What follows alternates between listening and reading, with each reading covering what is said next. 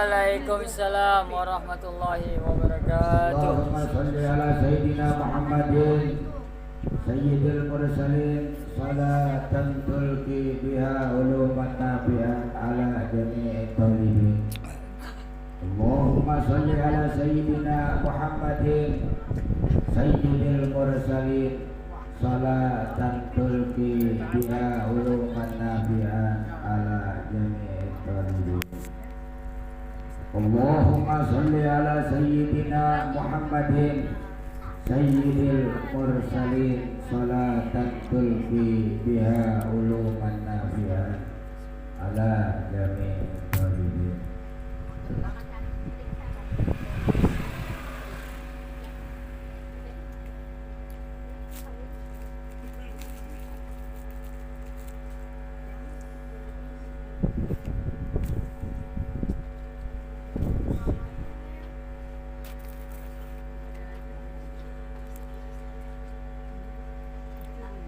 Empat macam perkara cipta yang ada di dunia.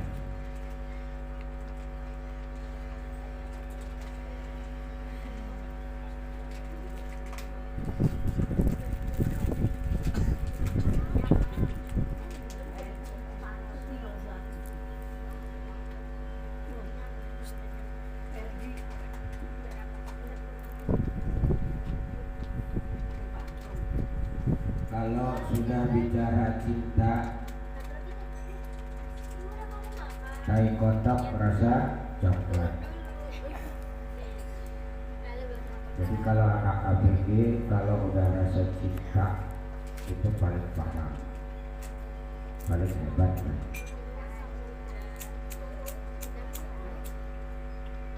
Empat perkara cinta yang ada di dunia. Yang pertama, cinta kepada Allah dan cinta kepada dan dicintai oleh Allah Subhanahu wa ta'ala.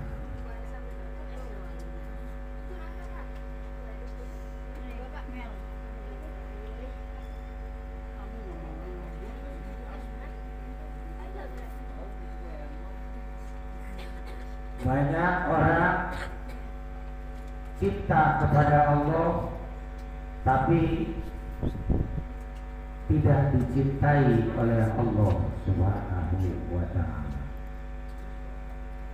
Semua bisa ngaku cinta kepada Allah, tapi untuk mendapatkan cinta dari Allah sendiri, dicintai oleh Allah, itu tidak cukup dengan ibadah, tidak cukup dengan syariat.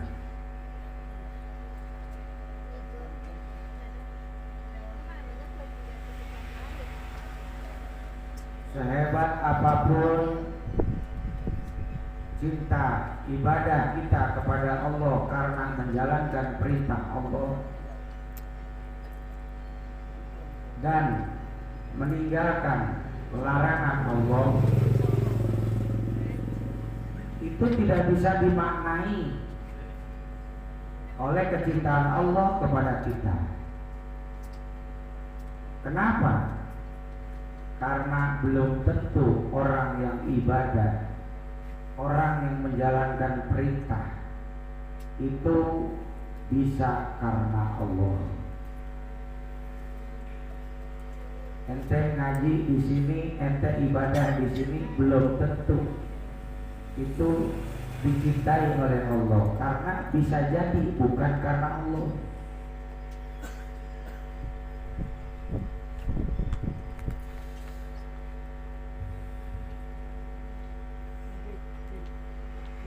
Kalau sudah bicara ibadah, orang mencintai Allah dan diaku oleh Allah, Allah mencintainya, itu tidak bisa hanya lewat ibadah yang dohir saja.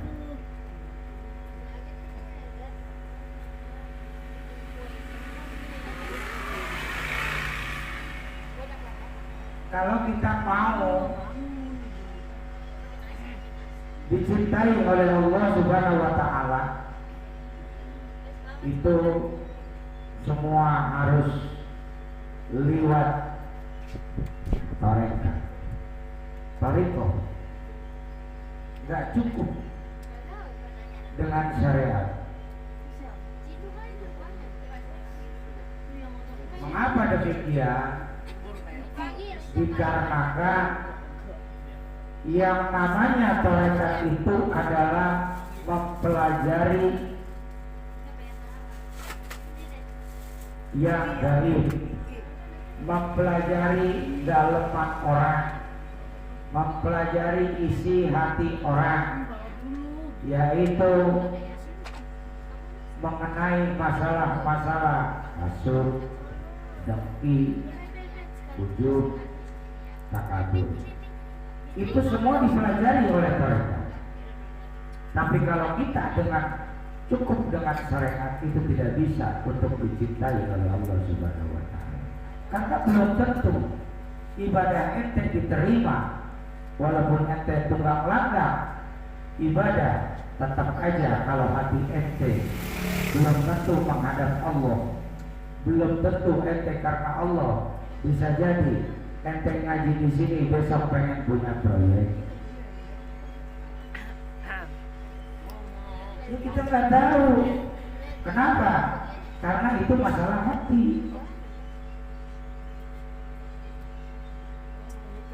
Karena ente pengen bayaran, pengen dibayar. Karena kalau masalah hati sulit, hanya ente dengan Allah yang tahu.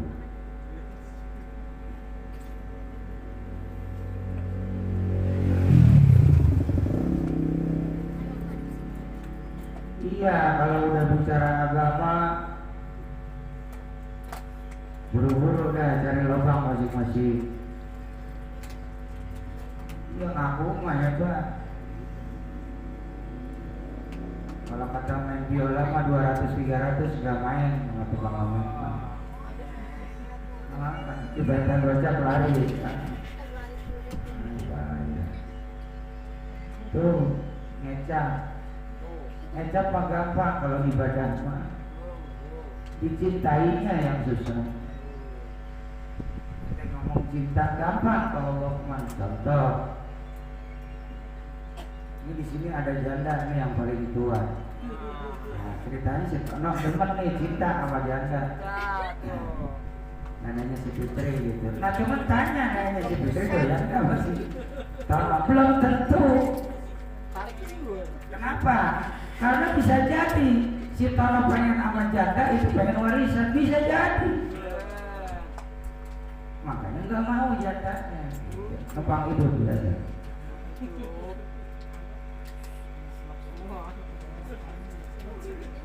Sama dengan Allah juga begitu. Berapa banyak orang yang mencintai Allah tapi Allah tidak cinta kepada dirinya. Kenapa?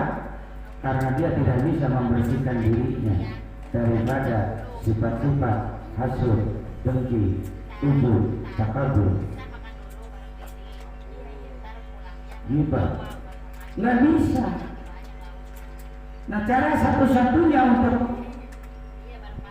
membersihkan yang namanya jiwa, untuk ngurusin yang namanya hati, hanya di jalan tarekat. Tarekat juga harus punya mursyid, harus punya guru mursyid. Jangan si Tono digurui, si Tono diguruin aja.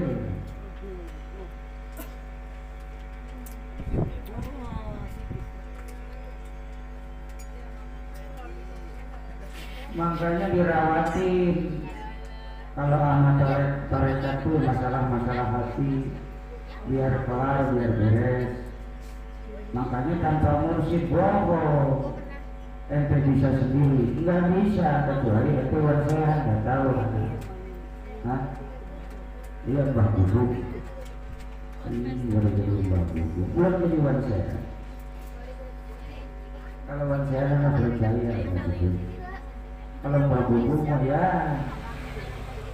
Kalau cinta sama Allah benar, cuman untuk dicintai anak gak tahu. Hanya dia dengan Allah yang tahu. Karena harus punya guru, harus lewat guru mursyid. Guru mursyid lah yang akan mempertanggungjawabkan ente di dunia maupun di akhirat. Akan ente diberesi. Makanya hati-hati kalau dengan guru mursyid, jangan melanggar, jangan keluar dari aturan. Sekali ente berbuat salah, sekali ente bermasalah dengan guru mursyid, demi Allah, demi Rasulullah tanggung jawab. Enggak akan selamat ente dunia akhirat kalau sudah urusannya dengan guru mursyid. Kenapa? Karena guru mursyid adalah yang usul ilallah, menyampaikan ente kepada Allah. Enggak bisa. Tidak bakal bisa sampai ke Allah tanpa guru mursyid. Kelihatan ibadahnya juga betul.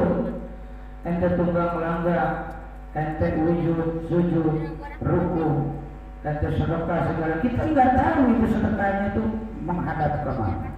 Kita nggak tahu dia punya pengennya apa. Kita nggak tahu itu berhati. Belum tentu ibadah ente diterima. Karena kenapa? Kalau urusan hati sulit, tidak akan bisa sampai kepada Allah.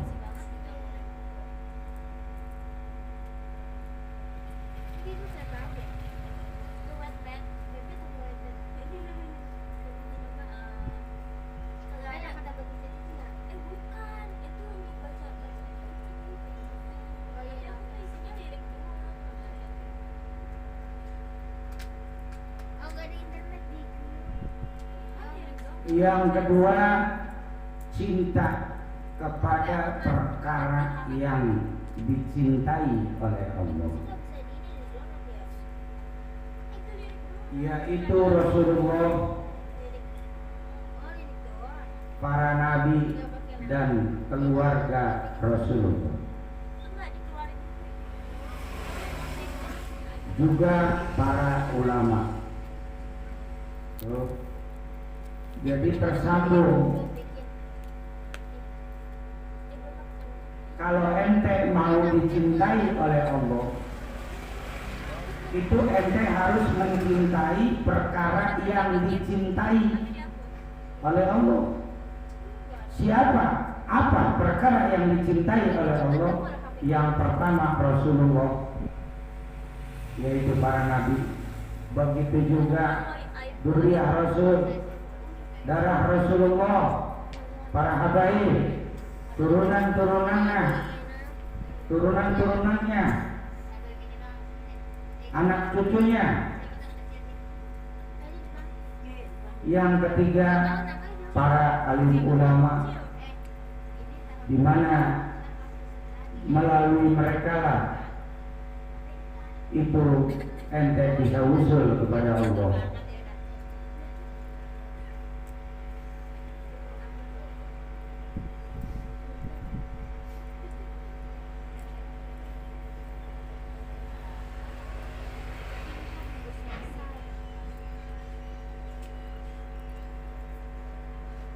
Gampanglah kalau bicara cinta kepada Rasulullah. Ketinggian zamannya sudah beda.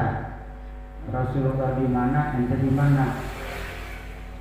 Ente tidak bisa lihat Rasulullah. Yang terpenting apa-apa yang dibawa Rasulullah kerjakan. Itu aja kalau ente cinta kepada Rasulullah dan pengen diakui oleh Allah dan Rasul. Makanya al-jihadu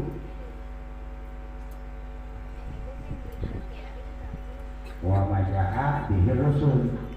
Apa-apa yang datang dari Rasul itu disebut jihad.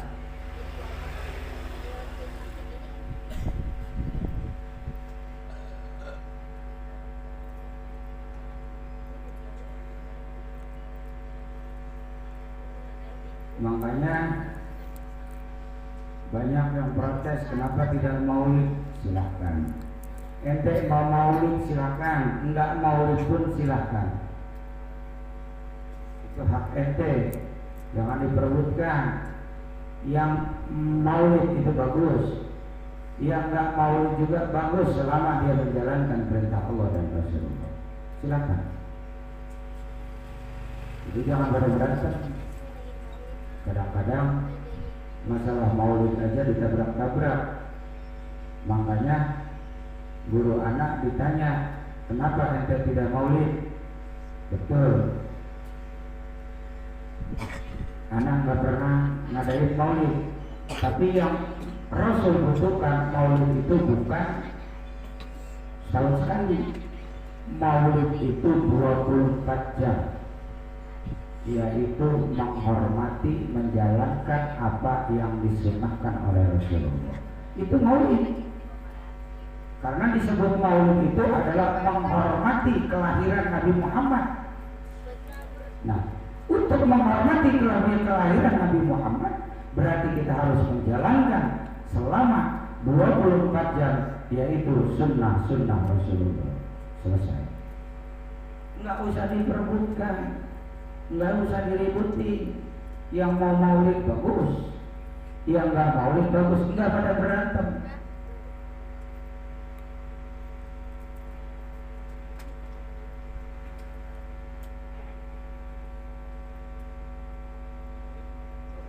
Yang kedua, dzurriyyah Rasulullah, para habaib.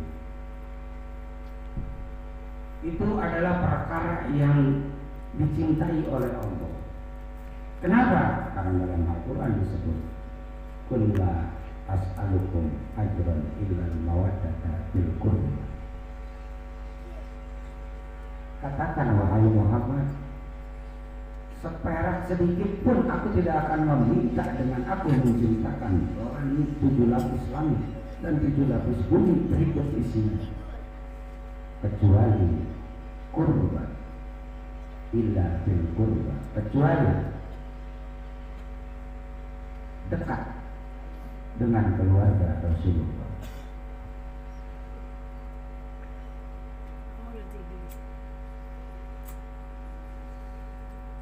Memang kalau di dalam terjemahan itu al-qurba itu kerabat.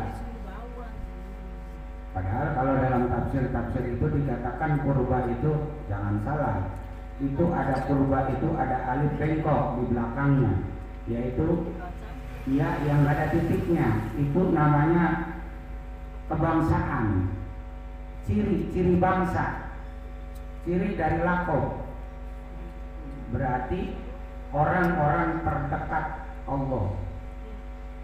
Siapa orang-orang terdekat Allah? Habibullah, keluarga Rasul. Salah satunya Rasulullah. Itu orang-orang terdekat.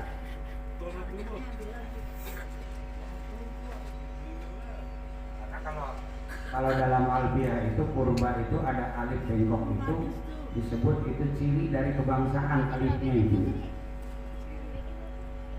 Jadi bangsanya yang dekat dengan Allah. Gak mungkin si Tono bohong.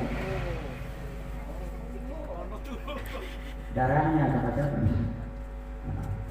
Ya pasti keluarga Rasulullah yang dekat dengan Allah. Karena kenapa? Ada darah Rasul di situ. Itu masalahnya.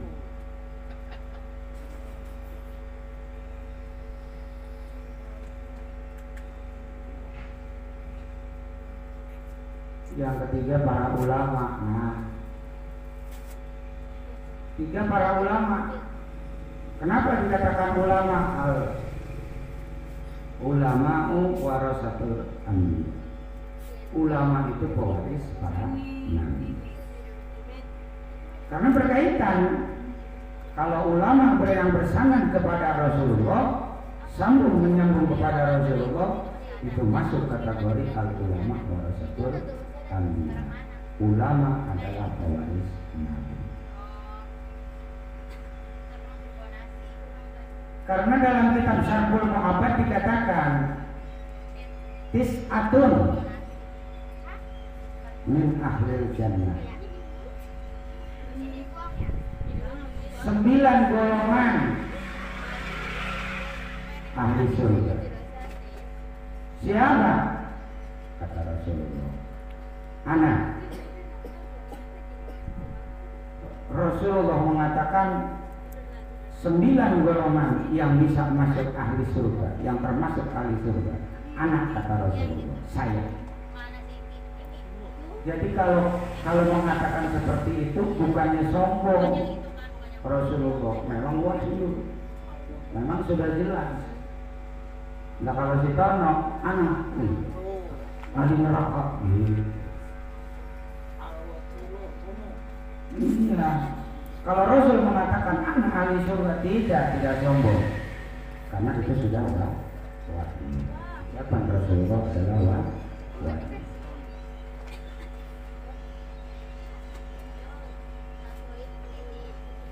Yang kedua, Siti Fatimah Az-Zahra, anak dari Rasulullah, itu ahli surga. Fatimah Az-Zahra.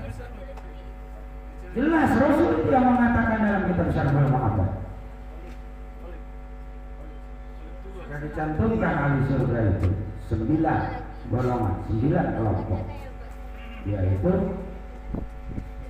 Fatimah Az-Zahra yang kedua, anak dari Kanjeng Rasulullah. Yang ketiga yaitu Sayyidina Ali. Ali di belakangnya, kenapa? Walaupun laki-laki tetap mantu.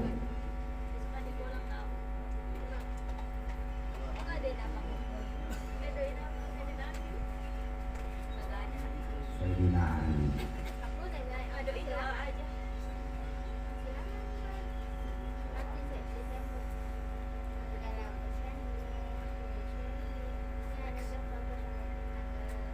Yang keempat yang disebut golongan orang-orang yang ahli surga, yang keempat adalah setelah Sayyidina Ali, Hasan, cucu Kanjeng Rasul.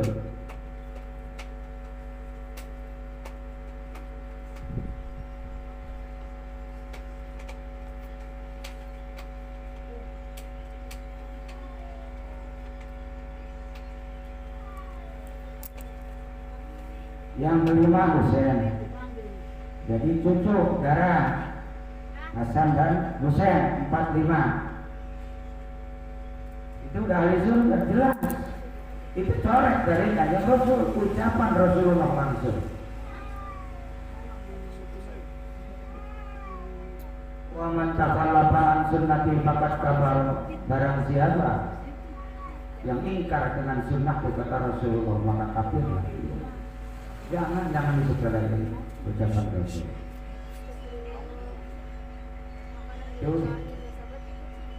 Sudah jelas-jelas Rasul mencantumkan ahli surga.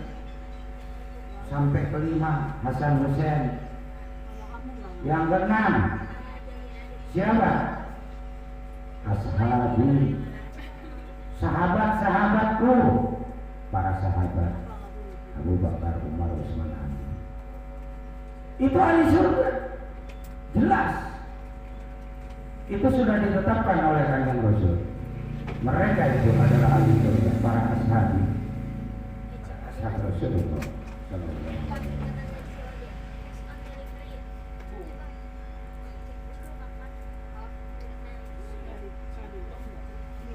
Yang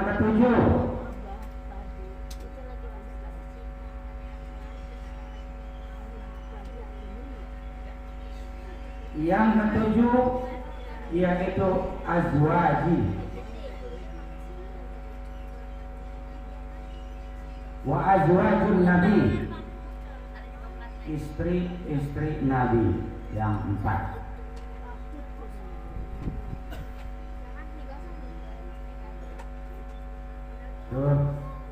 Istri-istri Nabi dipastikan masuk surga karena itu adalah ahli surga, kata Rasulullah.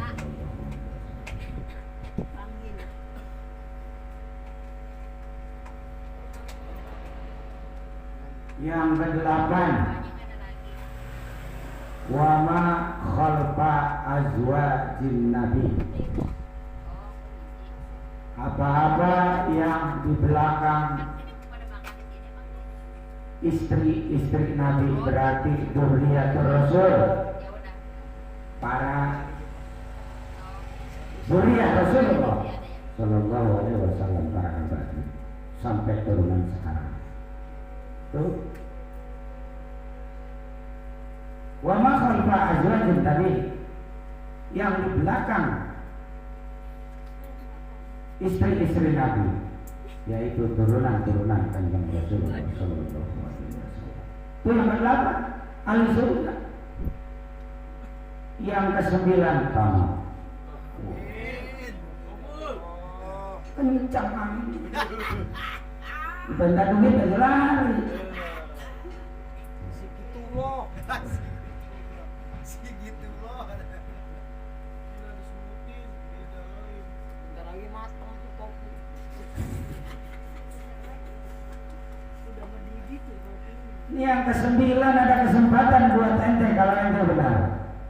Wa man tabi'ahu, orang-orang yang mengikuti para dzurriyyah Rasulullah.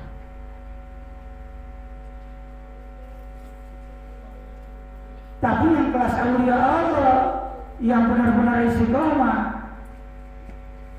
yang benar-benar para habaib yang benar-benar istiqomah, benar-benar kelas aulia Allah. Wa man tabi'ahu, orang-orang yang mengikuti sulit. Bukan Habib kacang-kacangan, bukan. Kalau Habib kacang-kacangan untuk dirinya selamat, tapi untuk orang lain tidak bisa. Kalau para aulia Allah bisa dalam diri. Jangan salah tangkap.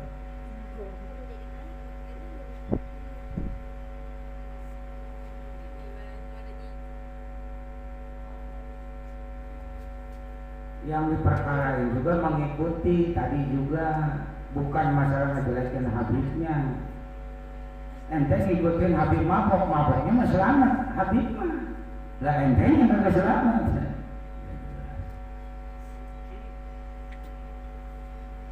Bukan itu yang diikutin juga. Nggak boleh dibenci Habib itu, tapi jangan diikuti. Tinggalin. Kalau yang Habib kacang-kacangan jangan dibenci. Kalau ente benci sama dengan membenci Kanjeng Rasul.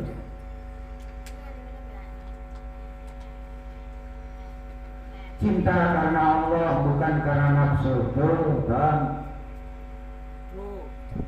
Jadi kalau ngaji itu, kalau pengen dicintai Allah, itu karena Allah ngajinya. Jangan pengen besok dapat proyek. Nah, udah dapat proyek, pengen pom bensin udah punya. Udah kurang apa? Ceret, oh, tambah keras. Ya kan? Pas dicentain dulu, kemana nih Bang? Oh, enggak begitu. Kalau karena Allah, senang banget ya kalau Allah. Kalau dicengin dia senang banget.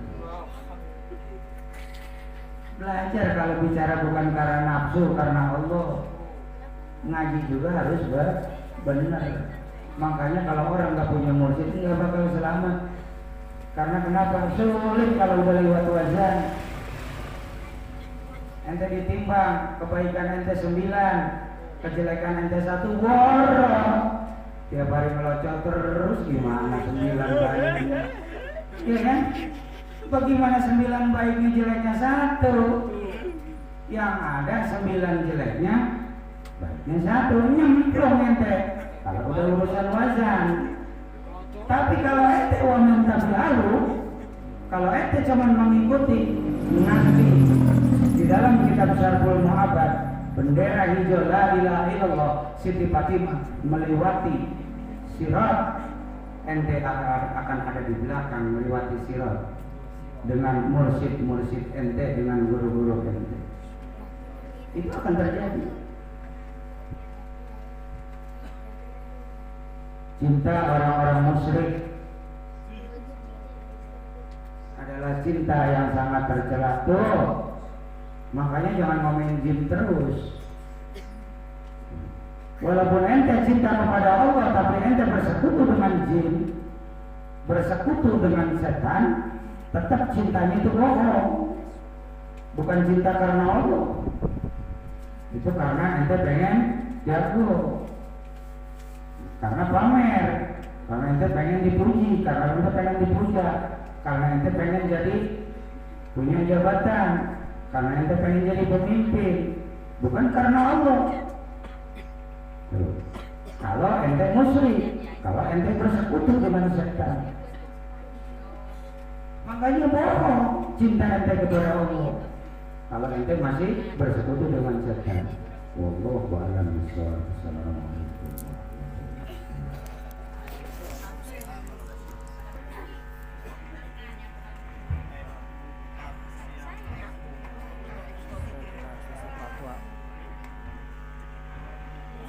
Fatwa.